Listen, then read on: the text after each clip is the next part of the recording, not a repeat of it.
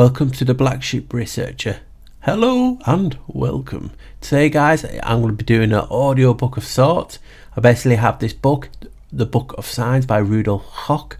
I've used it in many videos, and I promised people I would read it out, explain some of the symbols in my own interpretation, and basically just go through it so you guys can listen at home. And if it intrigues you, you can download the free PDF if you can find it, or buy it from your local bookshop or online. So basically what the Book of Signs is basically 493 classified and documented illustrations, collected, drawn and explained by celebrated typographer Rudolf Koch, divided into 14 different categories.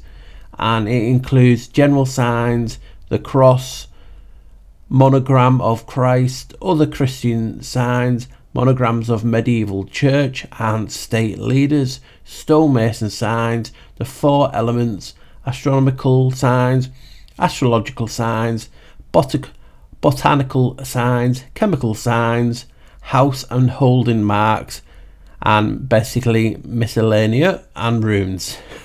So this is what you can expect from the book, and I'll start off on page 1, and what you can see on the screen is basically page 1, but what I'll do is I'll zoom in, or just basically to the left or the right of the screen. I will put it in more clear for you guys so you can read it out from home, or you can just listen to what I'm saying on it. So here we go. Page 1, general signs. So what we'll start off with, and it must be significant to Rudolf or the people behind the book, because the dot, basically the first symbol is the dot. Now the dot is the origin for which all signs start. So that's significant. When you touch your pen to the paper, the dot is the first thing. Now that's intriguing, and it's a innermost essence of everything. It was with this idea that the Masonic lodges of old expressed the secrecy of their guilds by the means of the dot. Now, some things come to mind when you look at it. You can talk about your pupil, you can talk about www.com, you can talk about the cube of Saturn, many things. When you look at this, a star symbol, I've used it in so many videos. It is up to you for what you believe. Now, as you can see, the dot is the origin from which all signs start. So in essence, the dot is in everything. So it's significant. So that is the first one in page 1 under general signs, is the dot. And we're on to the second one now, which really intrigues me, and you'll see for obvious reasons. The vertical stroke represents the oneness of God, or the Godhead in general. It also symbolizes power descending upon mankind from above, or in the opposite direction, the yearning of mankind towards higher things. So we just look at it, and straight away you're thinking of, oh, binary, the 1 and the zeros. I mean, we had the dot, which could also symbolize a binary star. But for me, could it be represent the magnetic poles? Us, we're the poles. The magnetic poles. Or, as I research 11 a lot, it is a part of the door. It is one form, it's one half of the 11, the two faces of Janos, the Bifron stage. Who knows? But it's so intriguing, this one, isn't it, guys? And I wonder what you think of this one stroke. Is it just like the oneness with God the Creator, or with yourself? When you become one with yourself, you become higher power of sorts. This is the third one on page 1, and a few of my subscribers, my friends, my flockers will get excited about this one. We could talk about the sideways 11. We could talk about what I believe this represents also is flat earth, as you can see. In the horizontal stroke, on the other hand, we see the earth. So it's representing the earth. It's level. It's flat. There's no way around it. In which life flows evenly and everything moves on the same plane. So we're talking about magnetism again, polarity, different things like this. Electricity, some refer that to the L's. But also, a long time ago in the video, I was talking about Akka, which is Egyptian god of the horizon, represents flat earth. But the two-headed lions have said lions, gateways, doorways, and in here, Akka is represented by the Janus aspect. Again, Janos gets everywhere, and that's why I researched the topic, because it's been there in front of our faces. So this is an intriguing one. The vertical stroke. It could actually be, could it be something like flatline? Could this represent death? Because it's talking about how life flows evenly, but there's no deviation. So we could look at it any way that you want to, but again, it's very, very intriguing. And the last and not least of this first page, the fourth symbol, is the angle. That automatically gets me thinking of angels. But if we read on, it says the angle or the meeting of the celestial and the terrestrial. Is that where the earth meets the heaven? Is that the corner of the cave? Is it one of the four corners? It gets you to think of many things. Is it the L? Because if you turn it around, it's the L. Is it talking about the L's, the Elyons, the Elohims, the gods? And if you look at many images of L's, the sitting down ones represent this to me. I know it's an opposite direction of the right angle, but you can see me putting what I'm trying to make on that. It just makes me think. That's what I'm just here for. So the angle or the meeting of the celestial and terrestrial, as they possess nothing in common. They touch but do not cross one another. This sign represents the reciprocation between God and the world. In Masonic lodges of the Middle Ages, the right angle was a sign of justice and integrity. No scales, nothing, but that represents justice and integrity. To me, it also resembles the threshold, the door. Yes, we've got doors on the brain, but these are just some of the things that we see. You know, it talks about where the God do not touch one another. Is it talking about the threshold of this realm? Who knows? I'll leave it up to you, but that was an intriguing one as well. Something just came to my head as we were just finishing this page, so I had to re-edit. What about these angles, or this justice and integrity? Could it be tied to rank, the stripes? Because to me, they do look like the chevrons. I know one angle is slightly longer than the other. Could that actually be to justice? You know, the poor people don't have as much justice, and the L sheiks, as I call them, have more. But I don't know. I just thought, yeah, it looks like the chevrons, the stripes, that the rank that they have in the armed forces, the police, and so on and so on. What do you think? And like we're saying, this is just the first four, and on the first page. It blows your mind, and it just looking at these old signs and seeing a different opinion on what is accredited to these signs just blows my mind.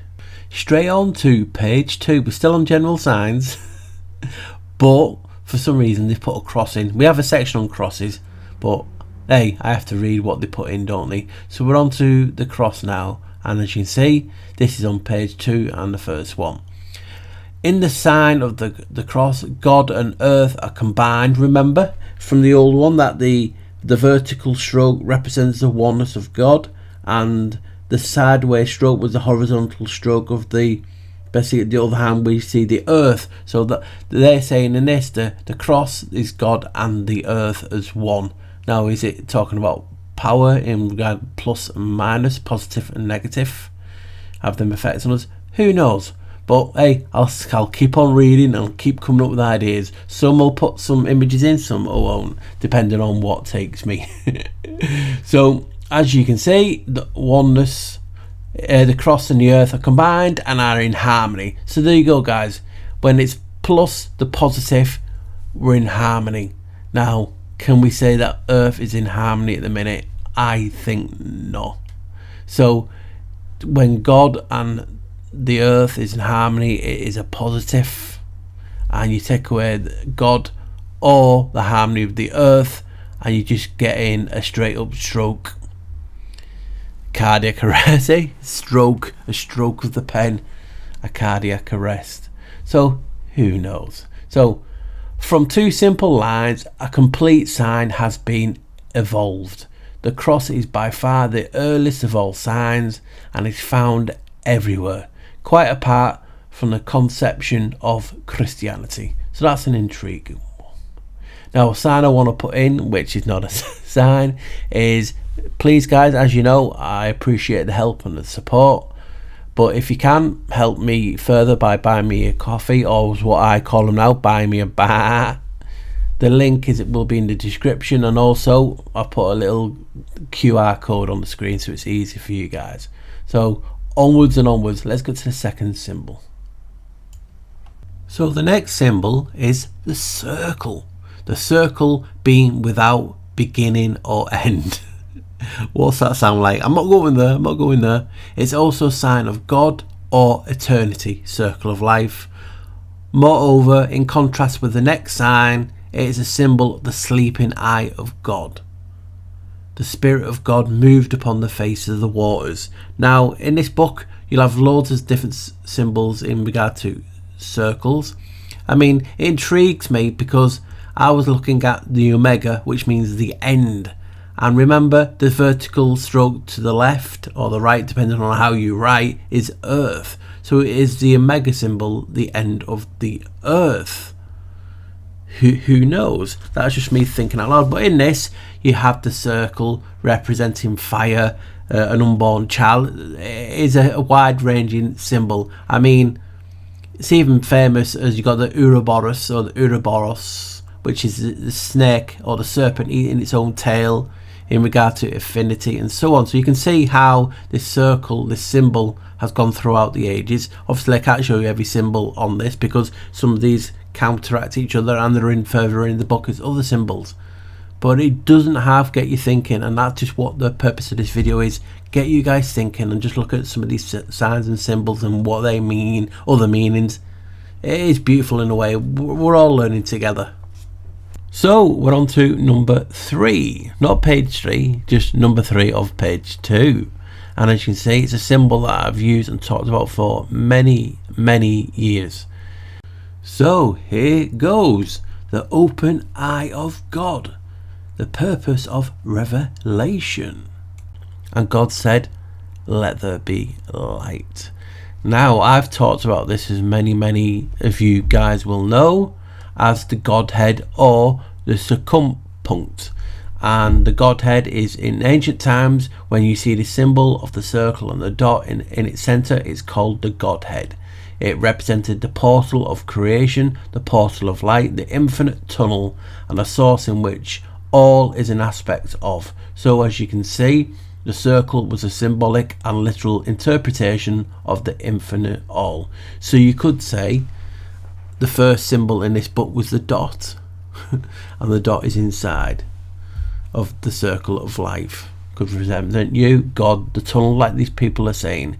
It's crazy. It's used the symbol as gold. In America you have the shop Target. Some will refer to it as the bullseye. You name it, there's an interpretation for it. I mean, I've used it in videos, as you well know, as the symbolic symbol there that the Freemasons use. It's one of the oldest signs. It has our two St. John's basically acting as doorkeepers to the Godhead. You could call it the Eye of Providence. I mean, if you turn it on its side, the circumpunct and this dot resemble the Green Lantern. I mean, many of us are intrigued and love cymatics. Now, you know, I've talked about the vowels, or the vowel to L being obviously the voice of God and the letters of God. Well, here's one of the vowels in cymatics. Do you notice anything? And this is by Hans Jenny. So you can just see the intriguing nature of this symbol. So hopefully you're enjoying it so far. I'm really enjoying making it. It'll probably be a super long video because obviously I'm talking individually about each one, but hopefully you're still here and you're not asleep. And the last but not least of page 2 is this symbol here. So I'll read it out and then I'll just talk about a few things that it reminds me of. I love doing this because we all have different, you'll be screaming, oh it's this and this and this. You can't put every symbol in. Some of them I won't even put one in because obviously the length of the video. So this is the passive female elements, what has been there from the beginning of all things. And God divided the waters which were under the firmament from the waters which were above the firmament. So you can see that aspect. You can see the Janos Bifrons aspect, the two-headed nature, the two sides. You could also see it looks like a pill. You can also see how it's an alchemical symbol for salt, with salt of the earth. It's identical. And there's other symbols that I'll show you in the book that I'm not going to mention now because I don't want to ruin the surprise. But you also have pi on its, you know, turn around its opposite side. Could it be, you know, resembling that? Or is this a warning, like many things about you ladies? Do not enter. It's like the do not enter sign. You also have the diameter.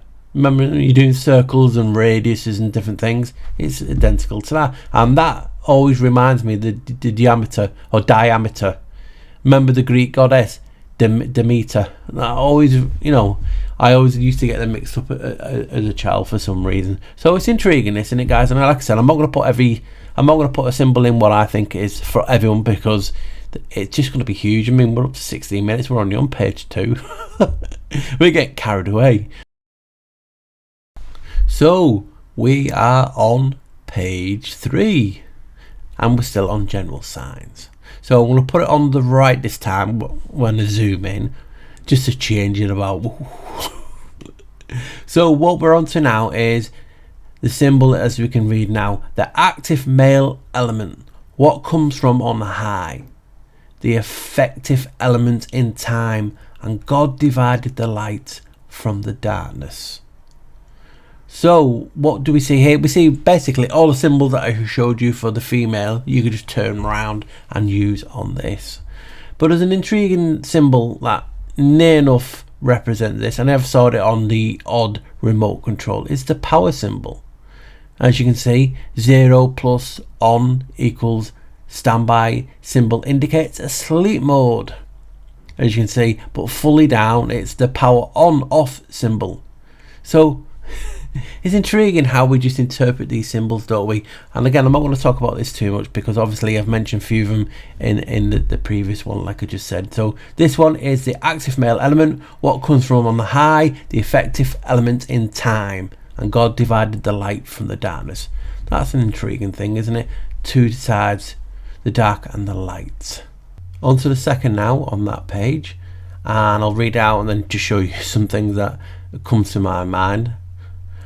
As the male element pervades the female, so creation takes place, since everything belonging to the living world is compounded of the confluence of male and female.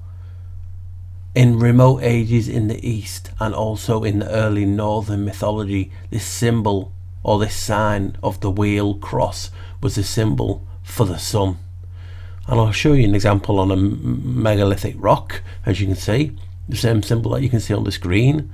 Some people also have talked about how some of these orientations match, you know, your devices for north, east, south and west, obviously the cardinal directions. You also have it being the symbol for earth, and also if you're looking through a gun, a scope, the crosshairs. So you can just see how there's many symbols used for this. Again, I'm not going to put everyone in obviously because it'd be like 55 hours long, but you can just see just from a few, it gets the imagination, it gets the thought processes and the juices flowing. Things like this I'm not going to show any signs for because obviously it's a triangle, it can be many things, and I'm going to be talking about some of the things that I possibly could say next or further on in the book. So let's just read out what it has to say. The triangle is an ancient Egyptian emblem of the Godhead and also a Pythagorean symbol for wisdom. In Christianity, it is looked upon as a sign of the triple personality of God. Again, in distinction from the next sign, it is another sign for the female element, which is firmly based upon terrestrial matters and yet yearns after higher things. The female is always earthly in its conception. And last not least on the page is obviously the other triangle. Obviously together they form a star, but the male and female aspect. The triangle standing upon its apex is, on the other hand, the male element, which is by nature celestial and strives after truth. So that's very intriguing. And again, yeah, I'm not putting any pictures or images or other things because I'm going to be talking about them next, and I don't want to keep repeating myself for you guys because it's a long video as it is. Right, we're on to page 4 now, and it's still general signs. So here we go, and it's continuance from the last symbol. As you can see, they're getting closer together. Now, here we go. Both figures now starting moving towards one another, and as they touch each other with their apexes, they form another figure, entirely new in its appearance, without, however, either of the original figures being damaged or interfered with in any way. Now, what this reminds me of is one of the old symbols that Freemasons reuse. It's called Tempus Fugit, or Time Flies, or the hourglass, as you can see, without the wings, obviously. And I've talked about that many years ago. It's also a symbol slightly like the Extinction Rebellion logo, as you can see, where this has a circle around it, but you can see where I'm coming from. Very similar symbols. So let's go on to the next one now, the second one on page 4, because it's a continuance. This is when they meet and cross, as you can see. When, however, they pass through one another, the nature of both is fundamentally altered, and as it appears, is practically obliterated.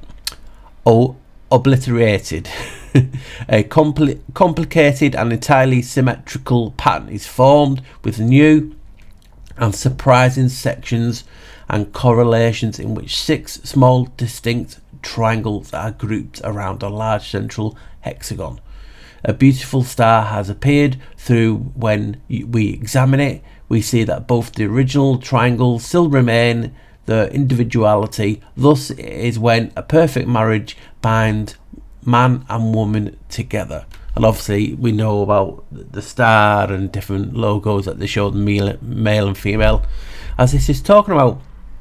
So it's very intriguing. And last but not least, on page 4 is a continuance again of the triangles, and I should have stated this at the beginning, obviously I'm reading it from the left part, the left hand side. So we now carry the movement of the triangles a step further, so that they part again and form a square standing upon one of its corners. The triangles have a common baseline, but they point away from each other instead of towards each other as before. The figure is the simple sum of the 2 triangles lying next to but quite clear of each other. This sign can also stand for the 4 evangelists. So that's an intriguing end to page 4. But you can just see how this is just going and the triangles were moving through in each other. I like the way they did this, and obviously these can interpret so much things that we can see in today's symbols. So we're up to page 5 now, and we're still on general signs. There's a few pages, and as you can see, this one is the square. Now some of these things that I'm going to read out I did not know, so it's good information to have. The square is the emblem of the world. Now, we always hear about the 4 corners, don't we? But we also showed you a symbol for Earth being the circle. So it's crazy, isn't it, that they're talking about the emblem for the world is a square. And it's for nature also. As distinct from the triangle, it is the Christian emblem of worldliness. Didn't know that. And it symbolised the number 4. This has a lot of significations as the 4 elements, the 4 corners of the heavens, the 4 evangelists, the 4 rivers of paradise. So there you go, guys. The square. Did not know that. Right, on to the next. So this one says 3 triangles all touching at a central point to form a new figure. This is an old symbol for the Godhead. Now remember, I've showed you the Godhead already. I've talked about it a lot. It's also known as a circumpunct, and we've talked about it recently in my other new video about Alice in Wonderland, the ice wall, the circle surrounding us. and this says this is a symbol for the Godhead, and another symbol. I never knew that. Beyond this, nothing is known about it, and this is in the medieval times. To me, it does slightly resemble like the radiation warning sign. There is a few other things, but I'm not going to get into that because obviously there is a symbol similar to it further on. Doesn't it also slightly resemble the merging of the Valk nut? And a lot of people, and even me, didn't really understand that. It's still don't to today. The symbol for Odin, Hungrunger's heart, a warrior's death, reincarnation, connection of heavens, hell on earth. So it's been a few things. And also, intriguing point is if anyone out you love Led Zeppelin, this is off the Led Zeppelin trivia. Sandy Denny, one of the only people to be a lead vocalist on one of their albums, had her own symbol from Led Zeppelin known as the Godhead.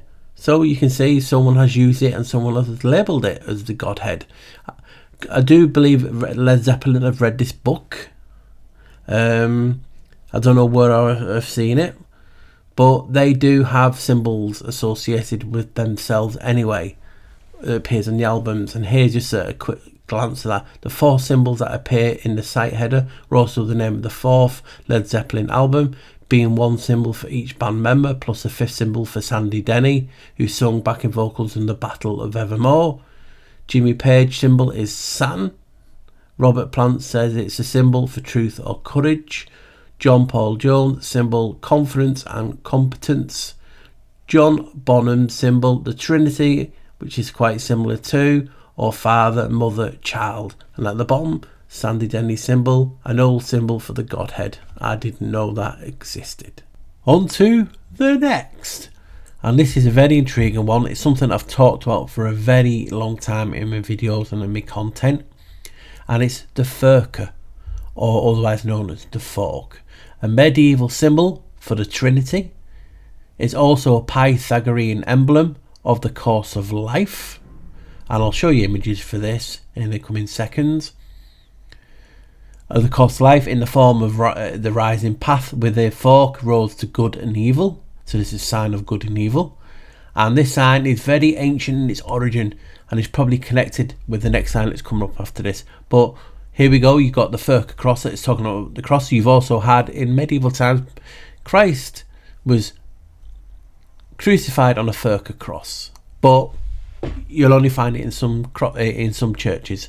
Overall, they said thieves were crucified on a Furka cross, on the Y.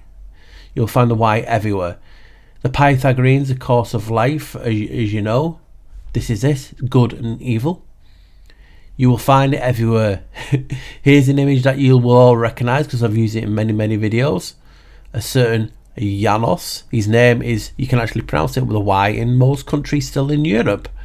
There he is as a Hemeradopherite.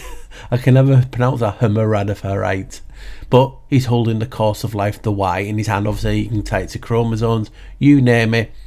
But it's tied to Janos. It represents the door of the temple of Janos. I've showed you a few videos of that. You've also got a link with time and in Back to the Future. As you can see, the flux capacitor.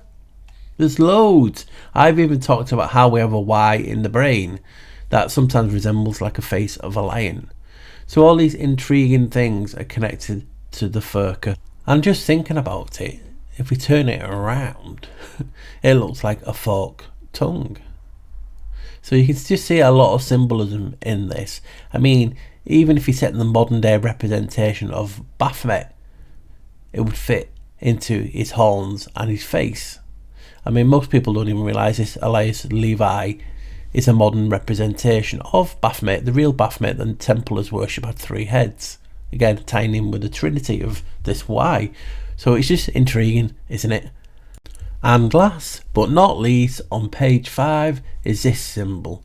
This is an old emblem for the sun with 3 rays. The cross strokes at the end of the rays symbolise the vault of the heavens, which is intriguing, talking about the vault, the firmament, the roof of the cage, or the cave that is, but it does feel like a cave and a cage combined.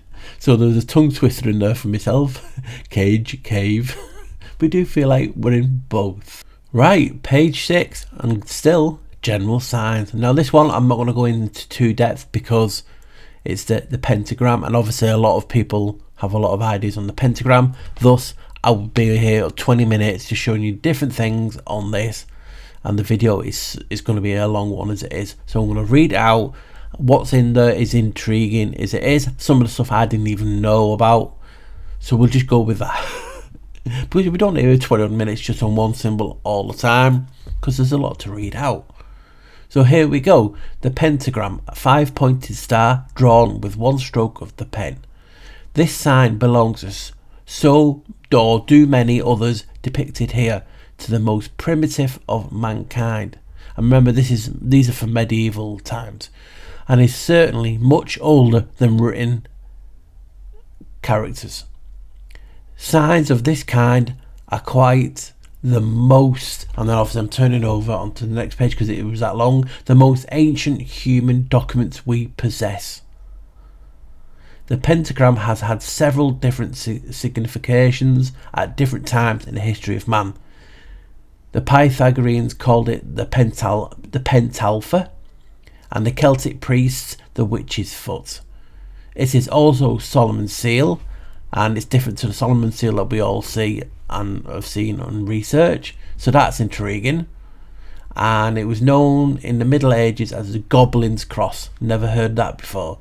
It also represents the 5 senses. The male and female principles are also conveyed by the arrangement of the 5 points. Amongst the Druids, it was the sign of God. How wow is that? So, still on page 6, we come to this next star symbol, and this is what I found fascinating, is there's no explanation, which we can find loads. That's just weird. So the next symbol is the octagon, or the octagram, an 8-pointed star drawn with one stroke of the pen, and in these times, medieval times, according to this, no explanation of this sign is known. So that's people then taking the sign and making it their own, or they're hiding something. Again, I'm just reading a book out. I found a few examples of what it could be and also represent, and I'm just going to talk to you about it now. So the only one I want to start talking about now is the 47th problem of Euclid. Again, 4 and 7 is, you got it, 11. But let's just move this up so I can read it out. And you can see it's the same symbol.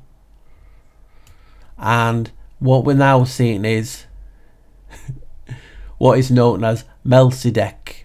And this is the signet or the sign of Melchizedek, king of righteousness and priest of Most High God, king of Salam, or also known as Salem, which is another old name for Jerusalem, and which is the king of peace, the octalpha or 8-fold endless triangle, which being a geometric figure composed of lines continually reproduced to infinity by right angles, horizontals, perpendicular and diagonals, was hailed by our ancient brethren among all nations as a symbol of the divine omnipotence or omniscience and omnipresence, universal, infinite and eternal. Wow. That was the Most High, and it's just an image for Melchizedek or Melchizedek. And what you'll find on the interweb, what I basically read out, is that in the Bible, Melchizedek was translated as Melchizedek was the king of Salem and the priest of El Elyon. So you can see the significance of that, what we've been talking about lately, and that's his symbol or signet. And the next one is on page 6, and it goes over to page 7. Is a familiar symbol. We've not long done it. It was known as the Furka or the Y, and in here it's just known as the fork this time. And they say the fork, this sign with which we have already dealt, has a further meaning, namely the expectant soul, man gazing aloft with outstretched arms. So that's us, significant of us, looking up to the heavens with outstretched arms, like in a praying or praising sign. And that is what the further of this symbol is default. The sign, which already dealt with, has a further meaning, meaning the expectant soul, man gazing aloft with outstretched arms. The continuance on page 7 is the Y inverted. The same sign inverted, in contrast with the previous sign, expresses salvation, descending from above and spreading over the world below. The basic what I see is a gait of a man walking, a little man at the side. I've just put you there. It does look like a man walking, but also you could think about if it's a vertical cross, could it be St. Peter's cross, the crucifixion? Because obviously people were crucified on vertical crosses. So there's a lot of things that you can say what this Y is, and again I'm just showing you a few. So we're still on page 7, and these signs I've just been showing you talk about the soul. So these are all symbols for the soul, and the upcoming ones don't say too much on it, but still are worth looking at. So the two signs, which is the two Y's, remember the salvation, obviously you're praising, are coming together. The two signs approach one another and form a new figure. As they come into contact, they enclose a space between them. So the energy in that space would be off this world. But what's intriguing me is, remember the square is also a symbol for the earth, and what do you have at either end? You have two gates, one above and one below. The 11, very similar to what I've described this realm being. So that was fascinating. So the next one, it says they proceed to intersect, the prongs of the forks appearing once more in the figure. So it's like the New York Yankees type of symbolism, and they are crossing. So the energy is converging, not meeting, but now converging and entwining. And the last one on page 7 is these Y's both converging. The intersection is complete and results in another 6-pointed star. The two original figures, which were so definite in their impulse towards union, are completely absorbed by the new figure, which radiates strength on all sides from a central point, and which, though itself motionless, generates motion all around it. So it's beautiful if you think about it that way. And again, that's the last one on page 7. So we're on to page 8, and yes, we're still on general signs. There's a lot, isn't there? But it's been good so far. I've enjoyed this. So let's start with what's right at the top. And remember the last one with the Y's and the interconnected? Well, it says at the last 5 signs express the fate of the soul. So the next 5 symbolise the nature of human intellect. So as you can see, you've got 3 lines. Now, for a lot of you, they could represent water, memories, frequencies, life in general, the brain waves. You also could have like Aquarius, but obviously that's 2. Here you have 3. Now, the few things that to me it resembles quite a lot was this symbol here, Kian, which is heaven. And Kian corresponds to the zenith of our capabilities. In this sense, it encompasses 2 aspects. Firstly, a mindset characterized by a high degree of clarity and coherence, undisturbed by worries, desire, and mental loops. Secondly, it also refers to the ability to manifest the inner clarity into action, therefore making it visible in this world. When our mind is clear, when we are fully present and simultaneously aligned with our goals, we become creators. The creative power of our coherent mind and our living consciousness has the capability to influence the surrounding unstructured potential, organise it and shaping it according to our will. How wow is that? So you have the Kian, which to me also talks about intellect. Crazy, isn't it? I mean, I've done a quick spell etymology for this. You know, intellect. I-N-T-E, can come from inter, which means between, among, or in the midst. And lect, L-E-C-T, means collect or gather.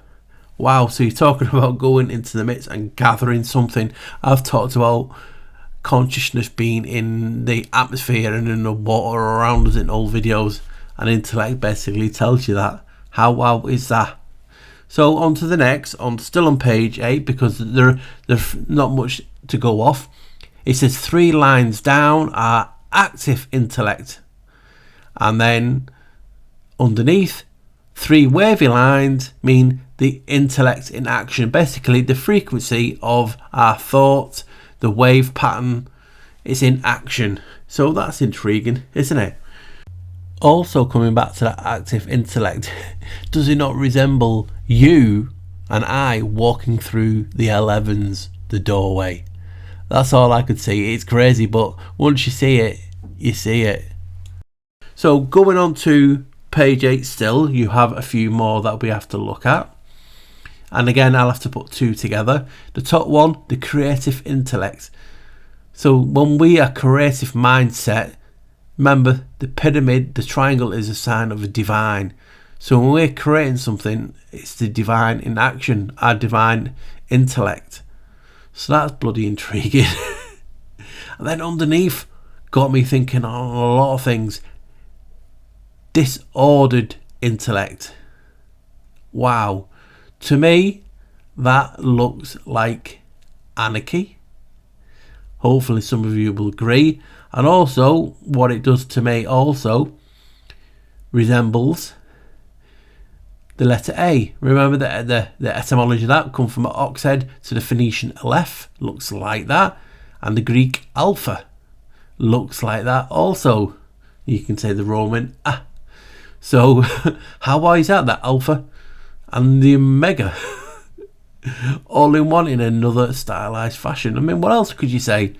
It looks to me like, if it's disordered, meaning could the intellect not get through, does that not look like 2 11s collapsed on each other, meaning the path is blocked? But who knows? Let's actually read out what it actually says.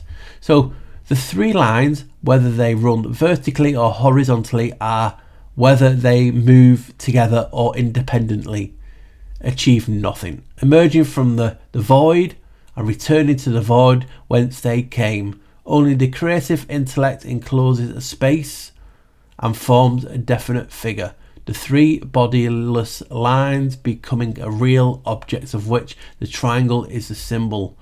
When the intellect is shattered, the figure dissolves once more and the lines return to the void, cutting through each other in general disruption. So basically what I've just said. Wow. So it's the doorways collapsed or locked or shattered.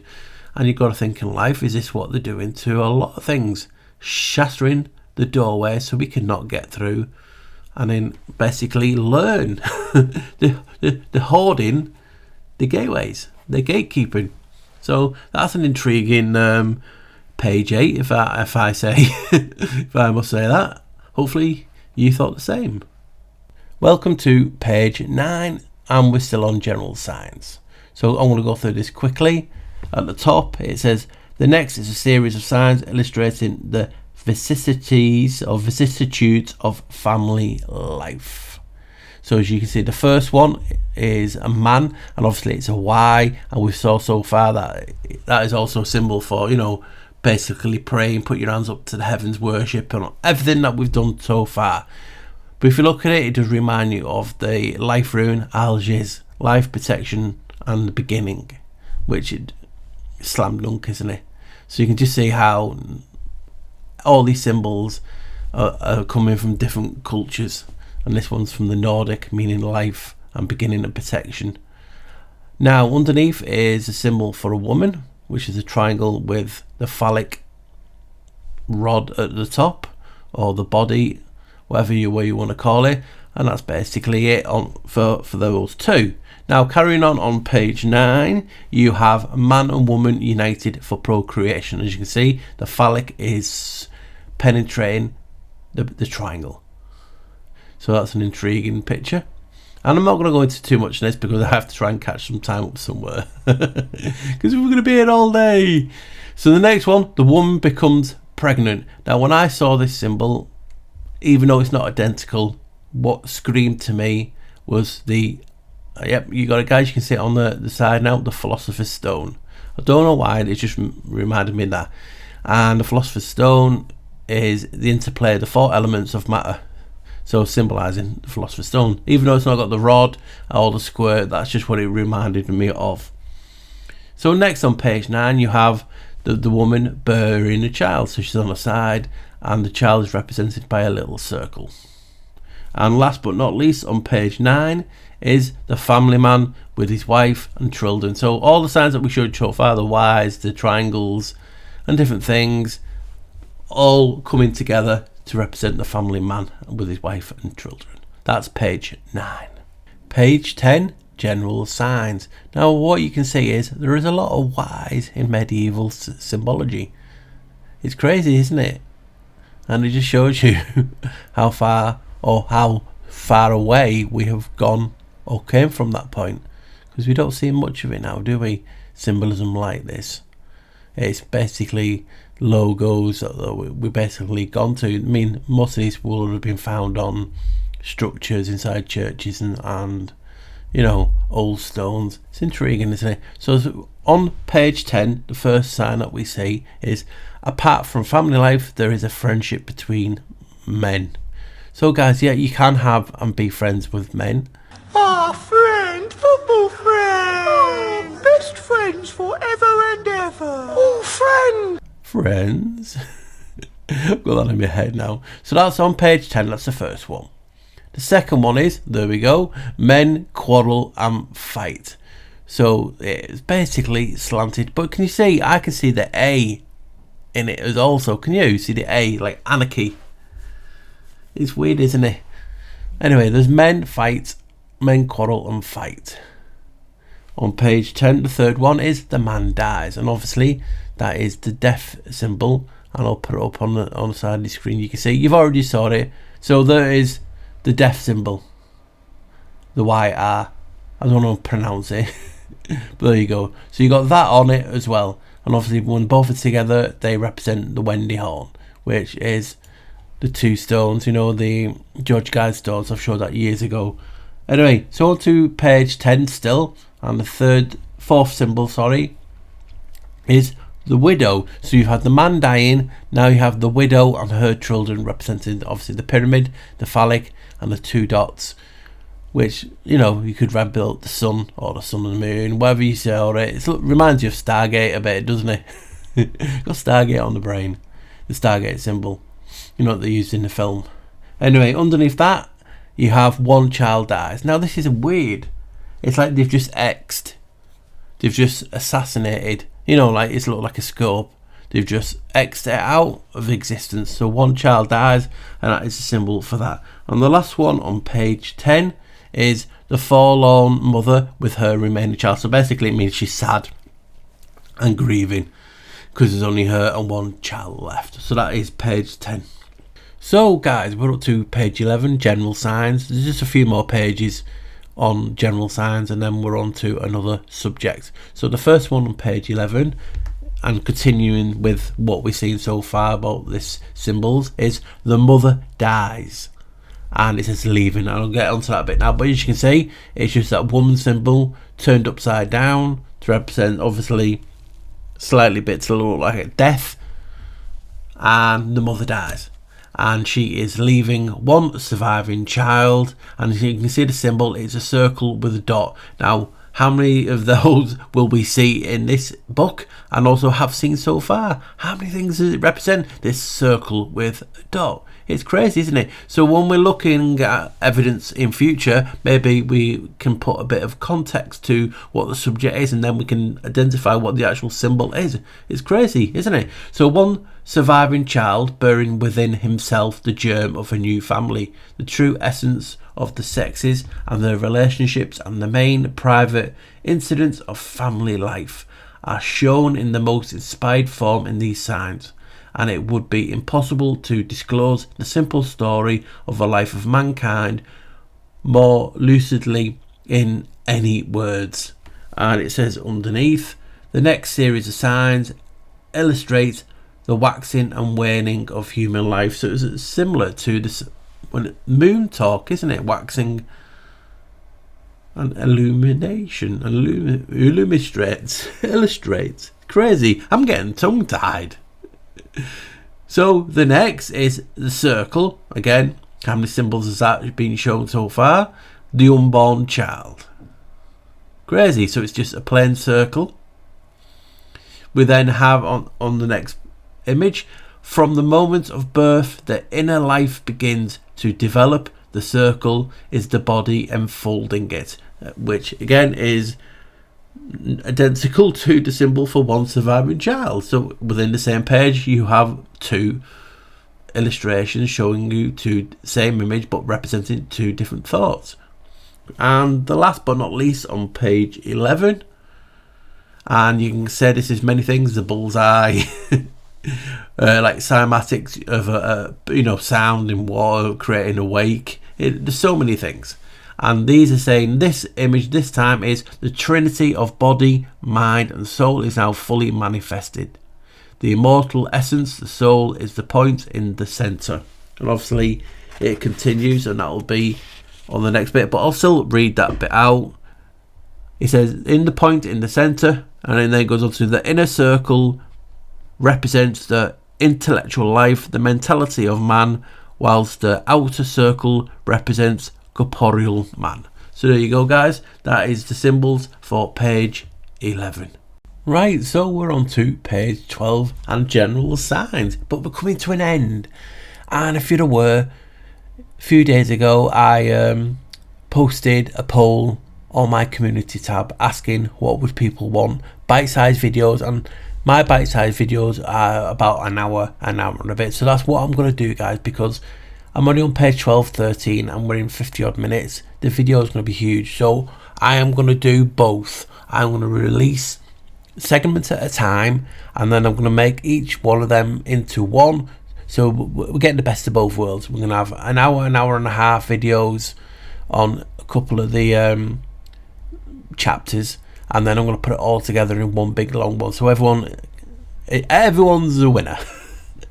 So onwards and onwards. So we're on page 12 now, and the first one is the intellect becomes disordered and turns its strength against itself and body. So that's a fascinating, it looks like a wheel, a waffle, but it's intriguing because if you look at it, it's like the circle, it's like the Godhead, and then it looks like it's entrapped with chains or a prison or a cell. So the intellect becomes disordered and turns its strength against itself and body. Also reminds me a little bit of cymatics. So on to the next on page 12. It breaks right through the confines of its mortal frame, and the man dies, whereupon the soul becomes homeless and returns to the plane from whence it first came. That is so fascinating. Is this what happens at death? Do we break our confines and the soul has to go back to where it came from? If that makes sense. We look at it as aging and then dying, but what if just the power of our soul over time will break the construct, break our confines, and we break through and go back to where it first came? It's a fascinating point and idea that we're looking at. So on with page 12, the next one is the sign of simple activity. The efforts of mankind fill the space assigned to them, traversing it throughout. Looks like a pyramid from above, also a square, a letter. You have the Mason symbol, where it looks like a letter. We've talked about that. An envelope, this realm that we live in. Remember when I did the cave video, basically envelope is another word for a cave. So as this symbol is showing, the efforts of mankind fill the space assigned to them. We're assigned a cave. Who would have thought? So on with, and the last, they've got two left on page 12.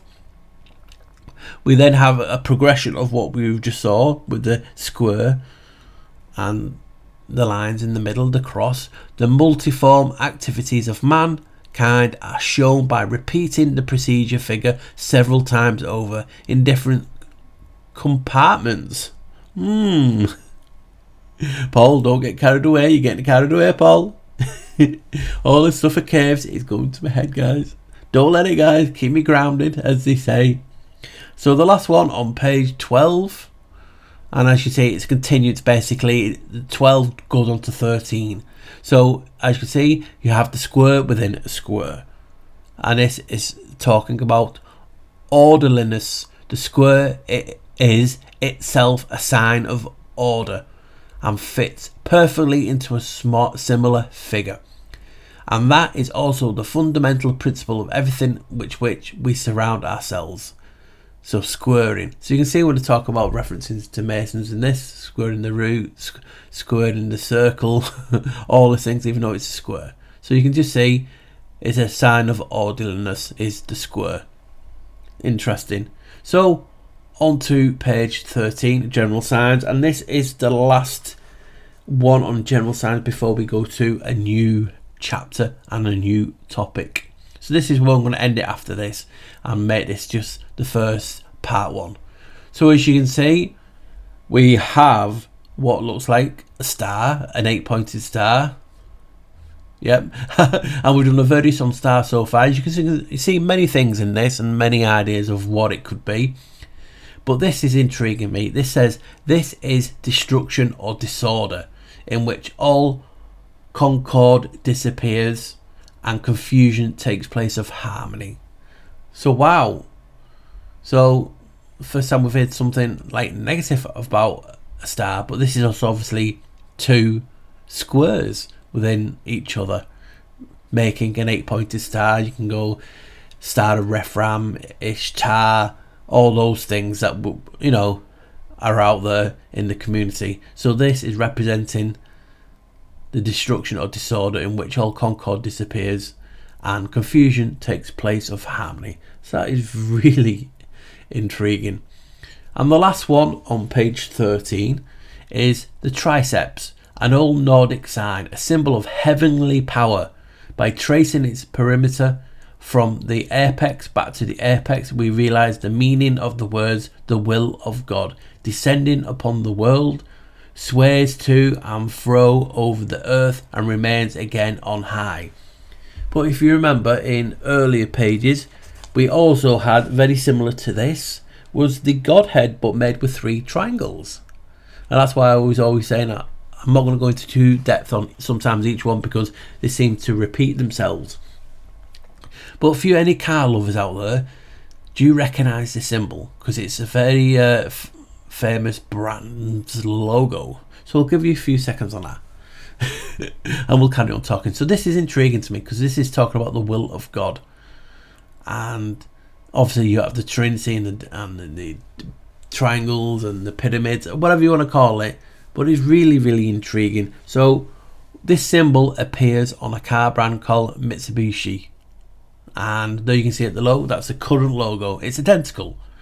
But the origins of the logo stem from the Izaki family crest and the Yamauchi or Yamauchi family crest, which one is a water chestnut, the top one, and an oak leaf at the bottom. They merged and in 1875 became what you see, and then obviously to the current today, the Mitsubishi. So that's an intrigue one. Obviously car brands, and maybe do a video on car brand logos in the future, which might be intriguing. So that was the last one on page 13. All I want to say to you guys is thank you for the support. If you want to help me in the channel, just please like, share and subscribe. Just thankful for the people, the interaction on the poll. It was a brilliant poll. A lot of people entered it and there was no right or wrong. So I'm going to go and split this into parts and then obviously merge it further on at the end, so if people want to watch it all in one. So if you want to help me in the channel, please like, share and subscribe. And if you want to help the channel even more, which would really be truly appreciative, you can buy me a coffee, and here is the scan QR code on screen now. So thank you guys. This is the end of part 1.